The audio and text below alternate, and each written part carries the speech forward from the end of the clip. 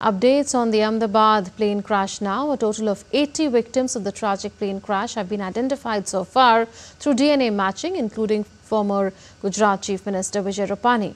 Of these, the bodies of 33 victims have been handed over respectfully to the relatives.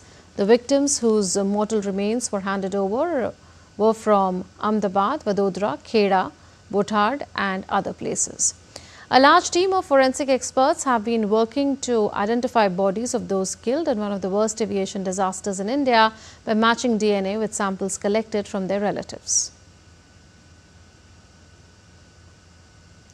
The last rites of former Gujarat Chief Minister Vijay Rupani, who lost his life in the tragic plane crash on June 12, will be performed on Monday.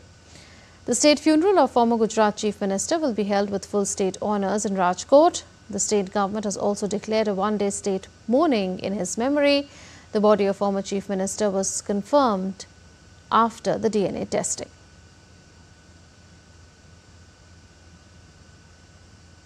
Back at the crash site, the Aircraft Accident Investigation Bureau continues recovery and analysis efforts. Principal Secretary to the Prime Minister, Dr. P.K. Mishra, visited the site on Sunday and was briefed on developments by the Director General of AAIB. He commended the swift and coordinated efforts of both state and central agencies in managing the crisis. Boeing officials also visited the crash site on Sunday. DD India's Meghna Dev now joins us from Ahmedabad for more on this. Meghna, the last rites of former Chief Minister Vijay Rupani will take place today. Is Gujarat and particularly his hometown Rajkot set to bid him a final farewell?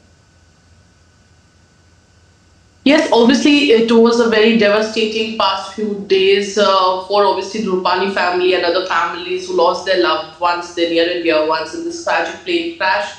When the body was identified by DNA testing, after that former CM Vijay Rupani's mortal remains have been handed over to the family, and what we are getting to know that they will be reaching Rajkot via road today, and after that his final rites will take place. Before that, his mortal remains will be kept at his place where there are people who can come and pay their final respects to him. Today there is a state mourning that has been announced across the state to pay tributes to him. Besides, what we also see that DNA testing is proving very, very crucial, because about 80 samples have been matched and 33 bodies have been handed over via DNA testing. So it is proving very crucial for identification. Remember, Munmun, that we have been speaking about how the bodies are severely charred and the identification process is getting even complex because of the situation of the mortal remains, the situation of the bodies. So that is making this process even complex for the forensic science team. But it is going on very swiftly. We yesterday also saw Principal Secretary to the Prime Minister, Dr. P.K. Mishra, visit the accident site.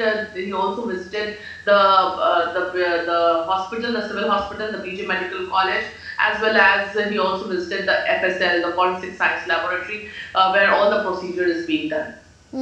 Meghna, you told us that there are several complications in the DNA matching which are now being faced.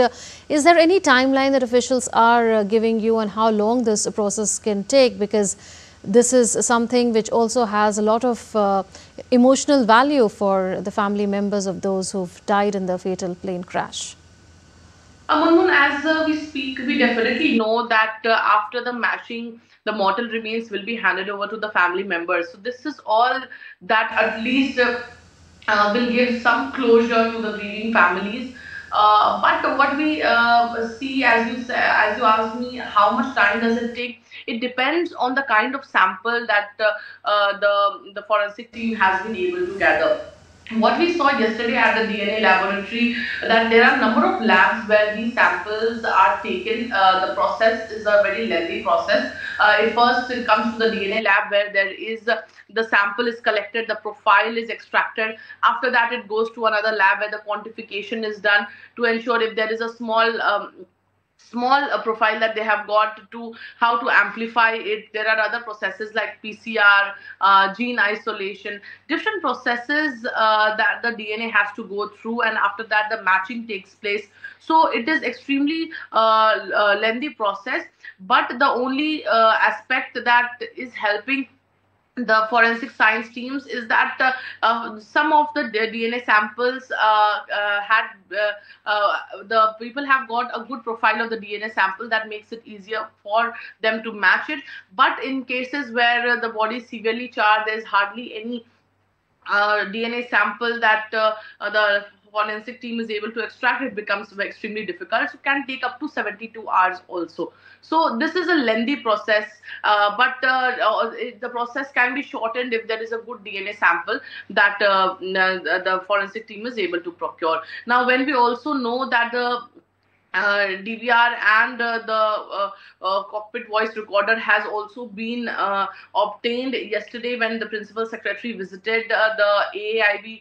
The AIB DG did brief him about the situation. He briefed him about at the crash site what has happened, how the evidence is being collected, how the investigation is going through.